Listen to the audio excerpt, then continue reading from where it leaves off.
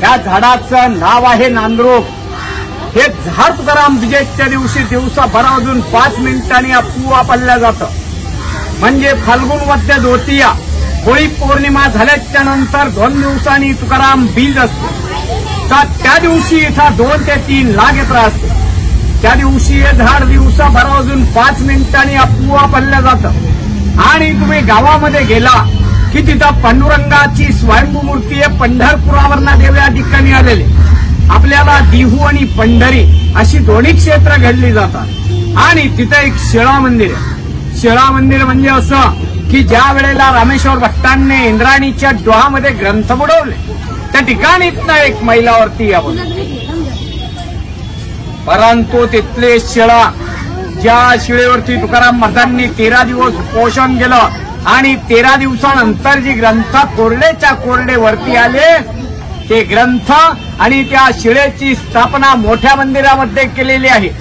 आणि मोठ्या मंदिराच्या बाहेर निघालं की उजवी हाताला राहतेगार जन्मस्थान आहे. आणि इथनं एक 3 मैलावरती एकांतात भजन करण्यासाठी जात होते तो भंडारा डोंगर इथनं 3 मैला या बाजूला. आणि हे म्हणजे तुकाराम महाराजांचं वैकुंठ स्थान. त्यांनी समाधी वगैरे काही घेतलेलं नाहीये. देहा सहित वैकुंठाला गेलेत आणि वैकुंठावरना 3 वेळा परत आले. तर संताजी जगनाडांसाठी कसे आले? संताजी जगनाडे म्हणजे तुकाराम महाराजांचा उजवा हात असतात. त्यांनी तुकाराम महाराजांच्याकडनं वचन घेतलेलं असतं. वचन असं घेतलेलं असतं की तुम्ही वैकुंठाला गेले तर मी तुमची सेवा करेन. आणि मागाहून जर मी वारलो तर माझ्या देहाला मुठमाती करायला तुम्हाला यावं लागेल. मागाहून ते वारले जातात. वारल्याच्या नंतर तिथले गावकरी म्हणजे 5 ते 6 मैल्यांचं गाव आहे सुदुम्र म्हणून. तर तिथले गावकरी खड्डा वगैरे खणतात. प्रेत गाडायचा प्रयत्न करतात. प्रेत काही गाडले जात नाही.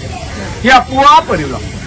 ज्या वेळेला तुकाराम महाराज वैकुंठावरनं खाली येतात आणि एक वंजाळवर माती टाकतात त्याच वेळेस ते प्रेत गाडले जातात. तसेच ते निळोपार आहे. नगर जिल्हा पारनेर तालुका पिंपळनेर त्यांचं गाव. त्या गावावरनं ते इथं येतात. इथं आल्याच्या नंतर तुकाराम महाराज वैकुंठाला गेलेले असतात. तर त्यांचं असं म्हणणं असतं तुकाराम महाराज मुलीसाठी वैकुंठावरनं खाली येतात. संताजी जगनाडांसाठी येतात. तर माझ्यासाठी काय येऊ शकत नाहीये. मी बी त्यांचा शिष्य आहे म्हणून ते या झाडाखाली बसून 42 दिवस उपोषण करतात. तर त्यांचे इथं 42 दिवस उपोषण पूर्ण झाल्याच्या नंतर त्यांना स्वतः पांडुरंग भेटतात. तर ते पांडुरंगाला अभंगाद्वारे असे म्हणतात. येथे तुझं लागी बोलाविले कोणी प्रार्थुल्या वाचून आलाशी का. निळा म्हणे आम्ही न ओळखीचे देवा तुकयाचा धावा करत असे. मी तुकाराम महाराजांचा धावा केलेला आहे. तू धावा केलेला नाहीये. तुला मी ओळखत नाहीये. तू इथे आला कसडे असे निळोपार आहे पांडुरंगाला म्हणतात. नंतर पांडुरंगाला प्रश्न पडतो. तुकाराम महाराजांना वैकुंठावरनं खाली पडवतात. तशीच त्यांची मुलगी भागीरथी तुकाराम बीज झाल्याच्या नंतर 3ऱ्या दिवशी रंगपंचमी असते. वडील वैकुंठाला गेल्याच्या नंतर ती 3ऱ्या दिवशी सासरीवरनं इथे येते. वडील बिगर विचारता वैकुंठाला जातात म्हणून ती आपल्या देहाचा त्याग करते. त्याग करून आत्महत्या करायचा प्रयत्न करते. तर त्यावेळेला आत्महत्या करायचं साधन म्हणजे इंद्राणीच्या डोहामध्ये उडी मारणे. तर ती इंद्राणीच्या डोहामध्ये उडी मारते. उडी मारल्याच्या नंतर पांडुरंग स्वतः मच्छी अवतार धारण करतात आणि तिला ते वरचेवर तारतात. तारल्याच्या नंतर रंगपंचमीच्या दिवशी मुलीची आणि तुकाराम महाराजांची भेट होते. बस तुकाराम महाराजांचा शेवटचा अभंग असा आहे. आम्ही जातो तुम्ही कृपा असू द्यावी सकळा सांगावी विनंती माझी. वाढ वेळ झाला उभा पांडुरंग वैकुंठा श्रीरंग बोलावितो.